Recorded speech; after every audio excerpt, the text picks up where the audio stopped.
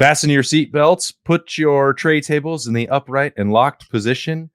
Freaky Friday is hitting the airwaves with some bold predictions on the way to Wisconsin.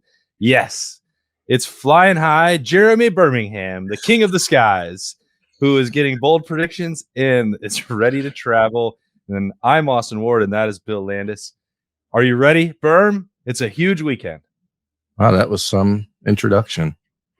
But yes, I am ready. I think that it's good that there's a football game to be played on Saturday in Wisconsin, which features the Ohio State Buckeyes and the Wisconsin Badgers. And I am looking forward to being there. You don't seem that excited. It's because I saw the temperature is going to be like 35 degrees. There we go. First weather update of the week from Brim. 35 degrees. We need a sounder to introduce Berm's weather segment. 35 degrees. I mean, what are we doing? 35 degrees. You know, I mean, that's just. It's so stupidly cold. It's 72 degrees outside right now, and then we're going to get there, and all of a sudden Saturday night it's going to be 35.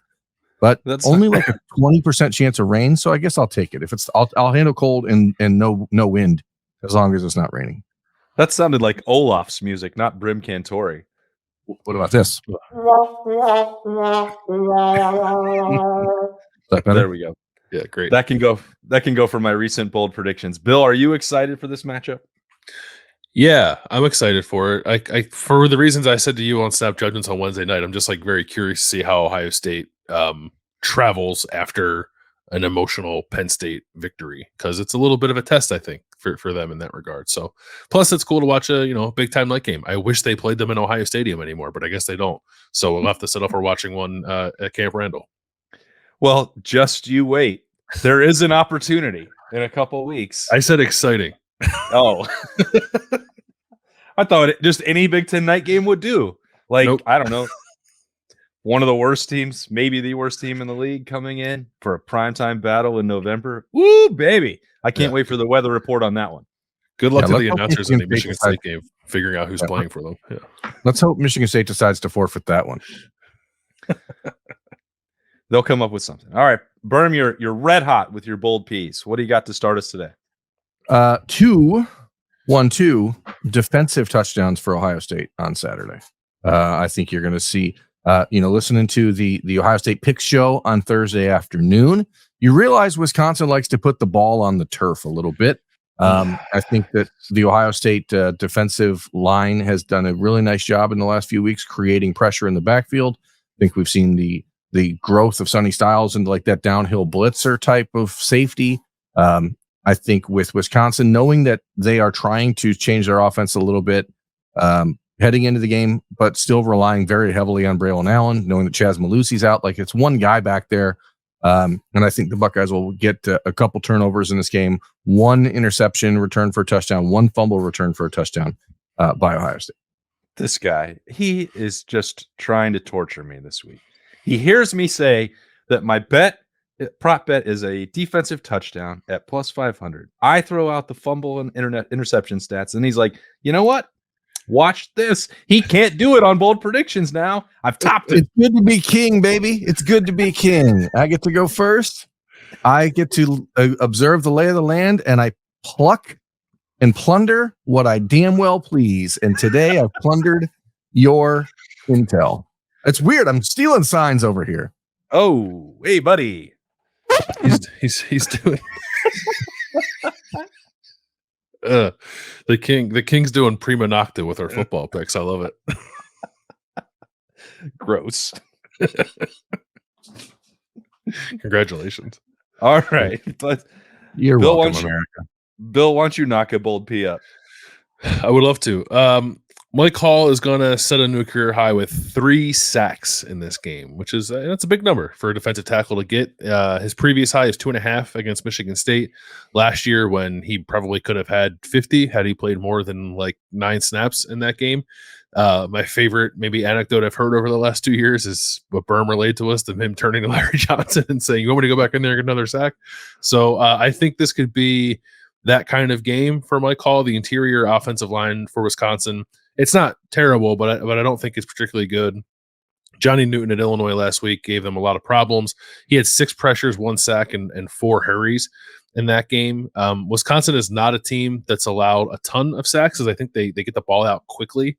But I think the state of this game might have them dropping back more and maybe trying to throw the ball a little farther down the field than they would typically do, which will open up some opportunities for Ohio State's pass rush generally. But I think specifically in the interior with Mike Hall, they get after it and he gets 3 sacks.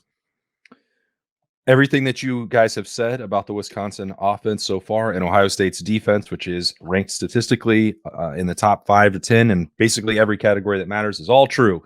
And so I think that will ultimately lead to Wisconsin being held to under 165 yards of total offense in this game. Doug was, talking a lot about Braylon Allen and how they'll continue to feed him. Ultimately, he was able to hit one late in the matchup with Ohio State last year, got those garbage yards and a garbage touchdown. So, maybe that could wind up, hurting me late, because I think that Ohio State will have a comfortable lead and be trying to get back to Columbus without any real risk or harm to the roster. And, seeing the game through in the second half, that's sort of what I anticipate happening. So maybe they'll surprise me down the stretch and I'll get burned by that. But I think when the game is in jeopardy, hasn't been decided, I have a hard time seeing how Wisconsin is able to move the football on the Ohio State defense. So I'm going to throw it out and I'm going to put that total at 165 in the yardage for them. And again, Silver Bullets will create turnovers, in my opinion. They are going to get to the quarterback and sack him and enforce some bad stuff. And I'm not as high on Braylon Allen as many others. I think he's, for whatever reason, a little bit inconsistent from game to game. I know that some Wisconsin, fans and media members agree with that. That's why they thought his performance last week was so meaningful. It was like him answering the bell when they had to have it. And he hasn't always done that since that breakout freshman season. So I'm skeptical of their offense, and I'm a big believer in Jim Knowles and the Ohio State defense. I like it. Penn State had like 172 heading into their final drive last week. As you look ahead to see how that plays out.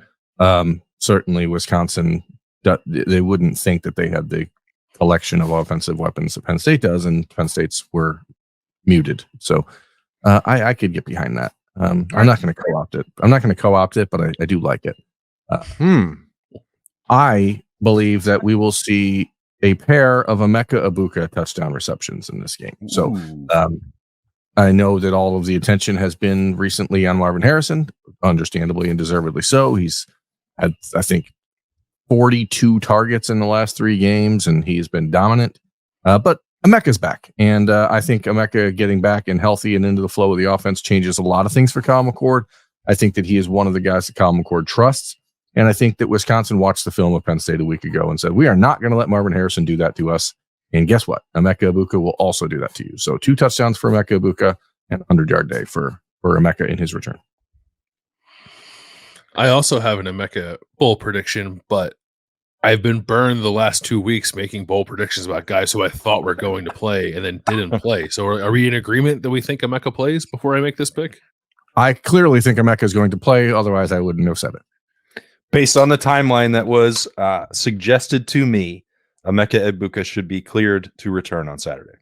Okay. I'm going to stick with it then. Grande did say today on Thursday that Travion Henderson is the king.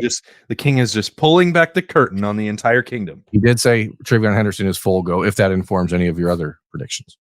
Well, I was going to pivot to a Travion pick if we were uncertain of Emeka's status, but I'll stick with my Emeka pick. Parlay. Yeah, it's a different show. Parlay on bowl predictions. Yeah. Emeka Egbuka will have a rushing touchdown in this game. I think with Ohio State needing to find ways to finish drives and the unavailability of Devin Brown, I don't think we're going to see a different spin on the quarterback red zone package. I just think they shelf it until Devin Brown gets back. And a way that they create constraints in the run game when they do get in that area of the field is to run some sweeps with Emeka. And I think he will run one in for a touchdown in this game. Could also throw a pop pass to him or toss. You could. Or redirect. That's a receiving touchdown. I know. I'm just throwing out ideas. I'm an ideas man in the red zone. I got You're so an many offensive guru. Yeah. I'm just dialing them up. Here's one. Guru. Guru. Here's one I've got scribbled down for this week. It's a new play. It's called the Tush Push.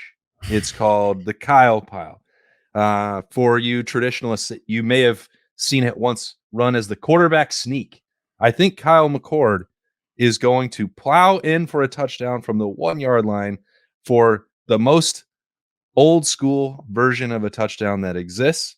Bill, how do you feel when people say that the play should be outlawed? What goes through your mind?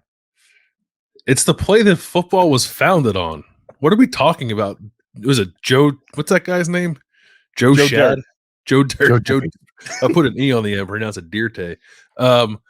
He said that it is not in the spirit or whatever of like what football is, and then I replied with a picture from the first college football game ever, where some guy's pushing the butt of his teammate so he can get a yard, because that's all the sport was for like 50 years. And the Eagles are bringing it back, and I would love to see Ohio State bring it back too. It's pure football. It's not anti-football. We should stop throwing the ball so much and do more tush pushing. That's right. This is the most football play that there is. Did Joe Shad respond to your brilliant photo response of his quote tweet, quote X, whatever it's called? No, he did not. I also thought about replying that if you were an Eagles beat writer, you would write the opposite story of this, but I didn't do that because I didn't want to be mean. Who did he cover? He covers the Dolphins for, I think, the Palm Beach Post. One time I saw him at Big Ten Media Days, and he had index cards with questions on them, which kind of blew my mind. Old school family, old school reporting family. Come prepared. Yeah. About the notes. He wasn't my favorite college football colleague at ESPN.com, but that's a story for a different day. Kyle McCord, quarterback sneak, touchdown, bold P number 2. This round is complete. Berm. Well, I feel like we're moving too fast through this show, so I want to slow it down. Slow jam. Just talk slower. No, it's time for a Caden Curry receiving touchdown. Clearly. Is it?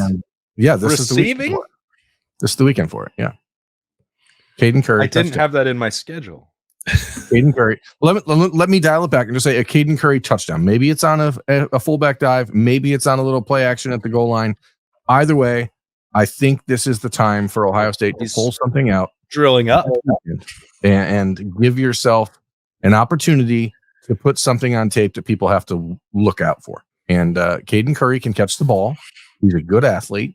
He's a kid that clearly has given of himself to the team, and now is the time to reap the reward of such generosity. The only thing people are return the favor. You know what I'm saying? The reciprocity.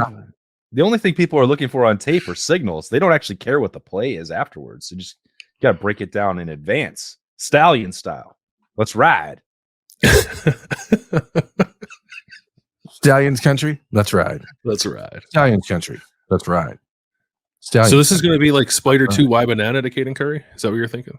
Yeah, I think that there's multiple ways you can get him the ball, but I think either way, it's not something people are going to be paying attention to. You bring it, you have all those big guys down there. You play action and you go to him on a little fullback leak or something. It's the way to go. It's going to be beautiful. That play has worked the first time Ohio State tried it this year, and like hasn't worked every time they've tried it since then. So yeah, but they've not tried it with Caden Curry, and no one would expect it. Yeah. I like it. I don't hate it. It's time. I hate the idea of let's solve the red zone issues by throwing the ball to a defensive lineman, but I'm on board to watch it happen. I want to be clear again. I don't normally pay attention to the radio show on Thursday afternoon, but Ryan Day did say on the radio show that Jack Sawyer had volunteered to be the red zone quarterback in the Devin Brown package because it's what he did all through high school. And I said it on Tuesday. Hey, there's guys who can do this. 33, put them back there. They've got like 15 dudes that can do it. Yeah. Well, I wonder if the quarterback can do it because I think he probably can. So let's just stick with him. I like that idea. Yeah. Is it my turn now? Yes, it is. My last one. I'm co-opting the idea of a defensive score in this game, but I'm going to be more specific with mine. It's a Germain Matthews pick 6 for a touchdown. Where are we on Denzel Burke? We think maybe not this week perhaps next week? I don't think I personally don't think he's going to play, but I'm not a medical doctor. Here's my bold P, Bill. Denzel Burke will be questionable for this game and not play. Yeah, I think I agree with that too. And honestly, even if Denzel does play, maybe he doesn't play every single defensive snap. One, because he's knocking some rust off, and two, because Germain Matthews told you he can play. And I do think that Ohio State's going to get after this backup quarterback, Braden Locke, at a pretty good clip, that Wisconsin wants to and will have to throw the ball if it doesn't want to get its doors blown off at home. And that will lead to some opportunities for this defensive backfield to make some plays. So I'm with you guys on the turnover. I'm with you guys on the defensive score. And it will be specifically young Germain Matthews with the second pick 6 of the season. Young Maine. Young Maine. That sounds like a rap name. Is it a rap name? I'm sure it is. Yeah. I think Gucci Mane. I don't know about Young Mane. He's got an ice cream cone tattooed on his face. Perhaps Gucci's son, Young. What if you had to get a food tattooed on your guy's face, what would you pick? Pizza, yeah. Taco. Yeah, just one taco. I think ours are both obvious, and you're gonna get a steak, right? I want like a full Thanksgiving dinner tattooed on my face with all the fixins. One of those old cartoon versions of the turkey that have like the big the drawing of the leg all. Yeah, that's what I want. Nah, I think I as the king, I'm saying yours has to be a Philly cheesesteak. That's okay, fine.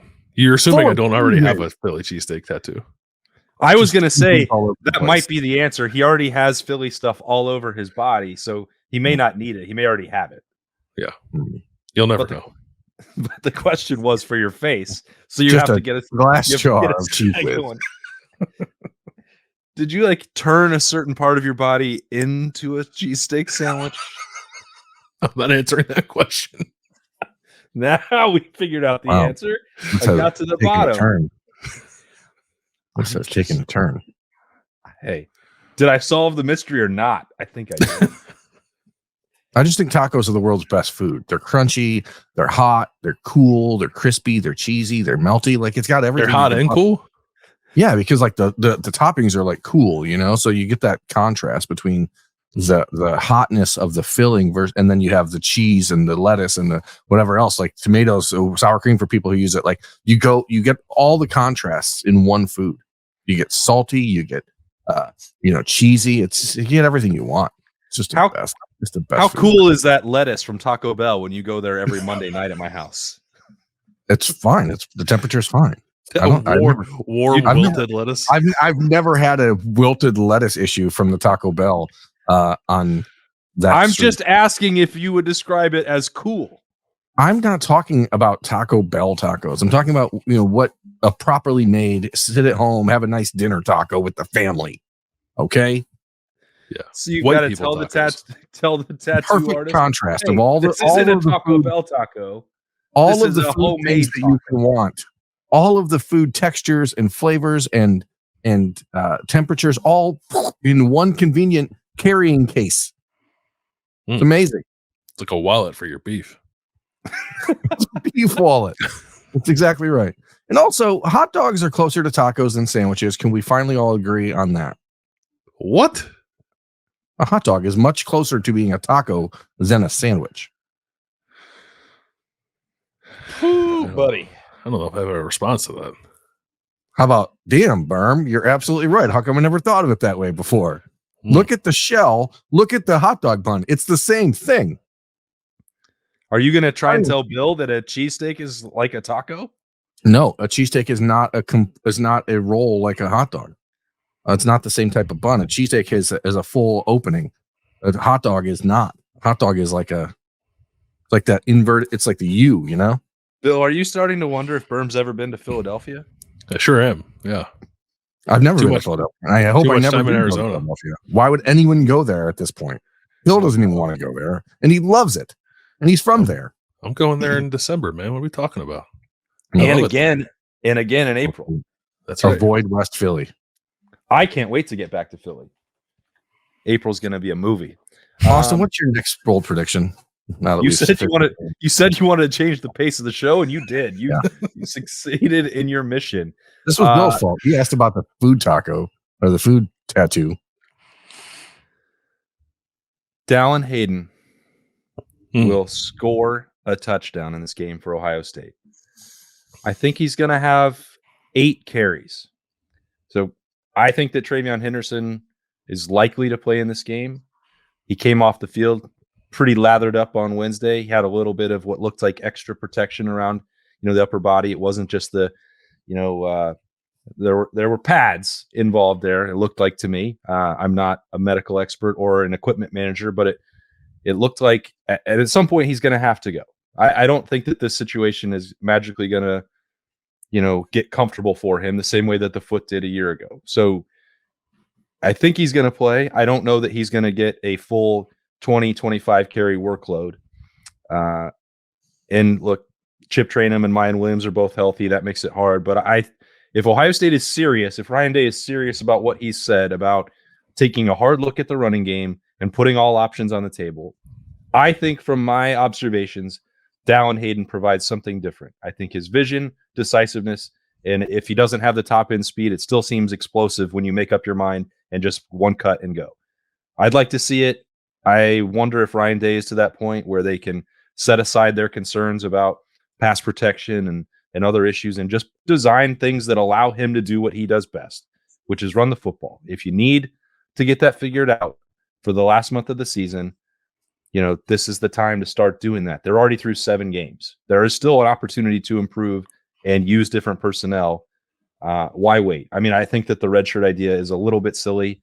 I don't expect anyone believes Dallan Hayden will be playing college football in 2026. Let's set that part aside and put everything out there so that Ohio State can properly evaluate all parts of the running game as it makes a run at the Big Ten championship and the college football playoff. So 10 carries and a touchdown. Dallan Hayden. I think that's more likely to happen this week because last week's issue in the running game, to me, upon rewatch and just looking at stuff through the week, seemed to be that the tailbacks who were carrying the football just flat out didn't hit holes that were open at times. And I think that happened more often than it had earlier in the year because I think when Ohio State ran the ball like vertically and just between the tackles, they did a pretty good job against Penn State. It was when the guys decided to try to cut or maybe had a little bit of a different hole that they were supposed to go to that they didn't, that the issues arose. But I could be wrong on that. Bill, what do you think? No, I agree. I thought this was maybe the reasons for inefficiencies kind of shifted a little bit in that game because the line wasn't perfect, but I thought there were more opportunities there that were taken advantage of from the running back. So I'm with you. I think Dallan is the answer to that. So I'm happy that we're talking about it. Maybe we can actually manifest it. Manifest. You know what I manifested with my Caden Curry choice, and Bill brought this up in Slack last week after I posted some photos at halftime. It gives me an opportunity to use Caden Curry on the photo for this podcast cover. So thank you. That's why you did that? Because you like that photo so much? Yep. Reverse engineering bold piece. How about that? It's a great photo. Yep. Yeah, we're just going to reverse engineer the whole thing. Punt return touchdown. Who's getting it this weekend, Austin? Nobody. Wisconsin or Ohio State? Wisconsin is way more likely to do it. Wisconsin. They're doing it against Ohio State special teams. Okay, rapid fire BPs. Which quarterback throws the most interceptions? Braden Locke. Which running back has the most yards in this game? Dallan Hayden. Braylon Allen. I think Braylon Allen as well. What is the score at halftime? 14-3. 10-0. 10-0 Ohio State. Bill, what is the final score? 31-7. Okay. I was going to say 31-10. So I think we're all on board. Okay. Well, say it. This is the only show of the week 31 where you to 10. get to do it. 31-10, I think, is my choice for the final score. I think it's going to be 2 defensive scores for Ohio State and 2 Emeka Egbuka touchdowns. That's it. That's all the scoring. Can't be because I got a Caden Curry in there. So nope, 38-10. All right, now we're back. 38-10. Okay. This is a very average college football team Ohio State's playing this weekend, and the environment will be tough for sure. But if the Buckeyes handle business in the first quarter, that environment will not be tough the rest of the game. So go out and do that. That's the mission, and we're going to be there to cover it. Berm and I are not hitting the road. We are flying above it. to get to Madison, Wisconsin. We'll have full coverage for you once we land safely, if we land safely. Oh boy. That's why I'm super glad I'm not flying, because I would have been so mad at you for saying that. Let me knock on this desk. Oh boy. This is what happens. This is his way of trying to convince me prove me wrong. Berm wanted to fly and then we died. See what happened? I'm listening to a lot of Alanis Morissette this afternoon, so I didn't get my new Glarus beer and we died. Thanks for. Those would be two pretty bad things to happen, I think. Yeah, those are two very bad bold predictions. America, if this is our last time talking to you, I just want to say it's been fun. We've had a great run. I appreciate all the support. And we hope whoever Bill and Doug find to replace Austin and I are as amazing at bold predictions as we were. Arrivederci. And I call my friend Connor. He's out of a job. Maybe he can help us out. The man knows ball. He does know ball. Yeah. He's got 600 pages of ideas for how to make the podcast even better. Do you guys think you could write anything 600 pages? Like 600 pages about any one topic? Do you think you could? No. Like I think that's could I or would I? Because I think that's a different question. It's all like, can you imagine if Ryan Day decided to give Tennessee Jeff a job?